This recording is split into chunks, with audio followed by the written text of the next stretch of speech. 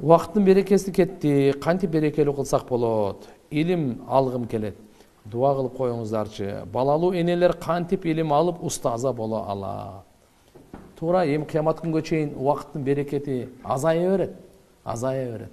Бирок пайгамбар саллаллаху алейхи вассалам айткан, менин үммөтүмүн саркы убакытта береке Алла Таалам тарабынан берилген да. Демек, кимде ким Кудай кааласа саарлык учурда, мисалы, Оз Ашарда саарлык кылып атпайбызбы? Ошол учурдан күн чыкканга чейин иштерин кылса, зикирлерин, дуаларын, Курандарын, кандай жумуштар болсо кылгын, береке ошодо.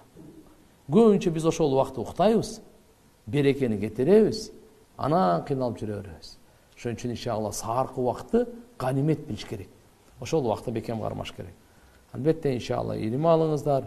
Кудай кааласа мүмкүнчүлүктөр азыр болуп атат, тыюулар жок дегендей.